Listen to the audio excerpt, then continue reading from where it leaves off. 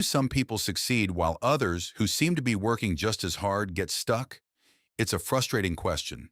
We see two people putting in the hours, grinding away, and we think the one who makes it just got lucky, had more talent, or knew some secret trick.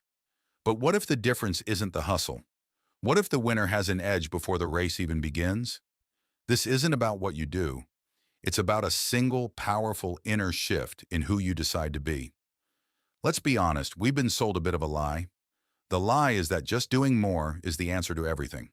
Feeling lost? Just start moving. Not seeing results? Just work harder. We worship the grind, thinking that if we just push ourselves to the brink, we'll eventually get a breakthrough. But that's why so many people are burnt out, frustrated, and feeling cynical. They're sprinting on a treadmill, sweating, tired, but not actually getting anywhere. They're busy, but not effective. They're taking action, but it might be the wrong kind of action. Because real, lasting success doesn't come from frantic activity. It comes from the operating system you run on the inside. Winners don't just do things differently, they see the world differently. Before they take a single step, they've made a fundamental decision about who's in control of their life. It's the difference between being a passenger in your own life and grabbing the steering wheel. To see what this looks like, let's imagine two people. We'll call them Ben the reactor and Alex the architect. On the outside, they look pretty similar. Both are smart, have goals, and are willing to work hard. But on the inside, they're living in two completely different worlds. Ben the reactor wakes up and the day just sort of happens to him. If there's traffic, he gets to work angry, blaming the other cars for his bad mood. If his boss gives him some critical feedback, he spirals into resentment, grumbling that his boss just doesn't get it. If the economy slumps, he freezes, convinced his goals are now totally impossible. Ben's world is full of things he can't control. In his classic book, The 7 Habits of Highly Effective People, Stephen Covey calls this the circle of concern. It's the news, other people's moods, the weather, you name it. Ben spends all his energy reacting to these things, which leaves him zero energy to actually move forward. He is a victim of his circumstances. Now, let's check in with Alex the architect. When Alex wakes up, he knows he's the one building his day. He hits the same traffic. He sees it as bonus time to listen to a podcast or mentally prep for a big meeting. He gets the same critical feedback from his boss. His first thought isn't blame, it's curiosity. Okay, what can I learn here? How can I use this to get better? When the economy slumps, Alex doesn't see a brick wall. He sees a new landscape to navigate. He asks, what can I control right now? He can learn a new skill, manage his budget differently, or look for new opportunities. Alex lives in what Covey calls the circle of influence, his own attitude, his habits, his responses. He isn't a victim of his circumstances, he's the architect of his response to them. See, Ben and Alex face the exact same world. The difference is, Ben lets the outside world dictate his inside world. Alex uses his inside world to shape his experience of the outside world. This brings us to the one habit that is the foundation for all success. It's not waking up at 5 a.m. or networking like a fiend. Those are results, not causes.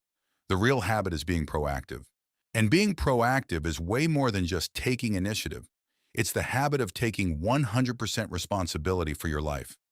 It's realizing that between something happening to you and how you respond, there is a space. And in that tiny space lies all of your power and freedom. Reactive people like Ben collapse that space. Stimulus and response are fused together.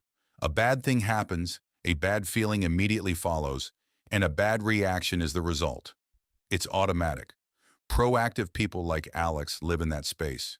They learn to pause, take a breath, and choose their response based on their values, not just a fleeting emotion. They understand that while you can't always choose your first feeling, a flash of anger, a pang of fear, you can always choose your final response.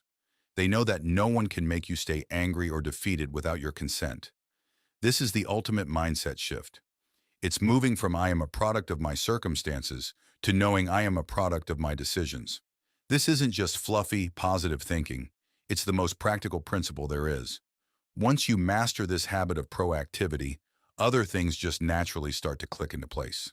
Stephen Covey called this the private victory, the win over yourself that has to happen before you can win with others. Proactivity is habit one, the bedrock.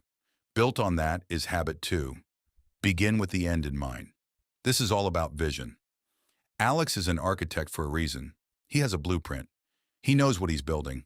He has a clear idea of success for his life and career that acts as a compass for his daily choices.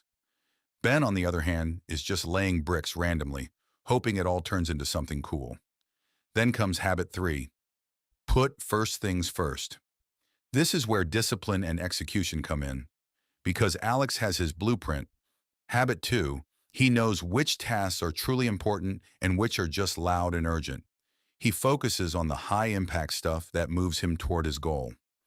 Ben is always busy, but he's busy putting out fires, answering every email instantly, reacting to every small demand. He's confusing motion with progress.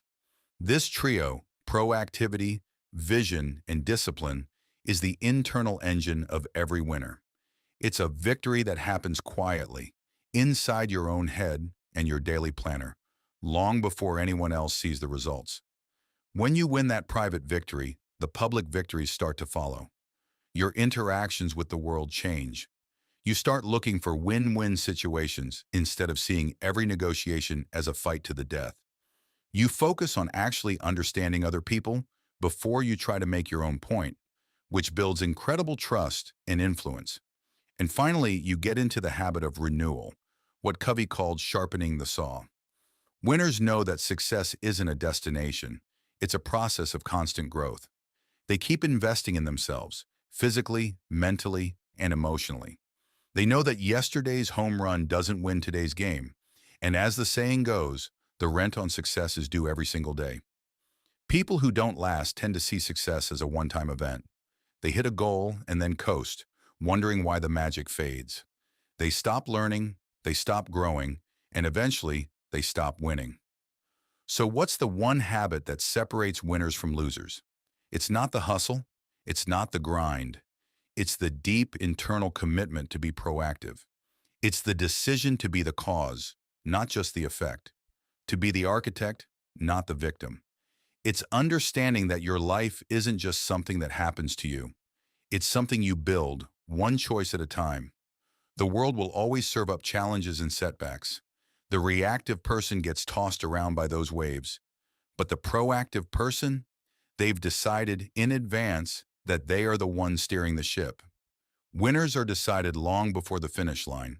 They're decided in those quiet moments of choice, when they choose responsibility over blame, purpose over distraction, and discipline over impulse. So, I have a question for you, and I want you to be honest. As you listen to this, which person did you relate to more right now? Ben the reactor or Alex the architect? There's no judgment here. Awareness is always the first step. Drop a comment below and let me know.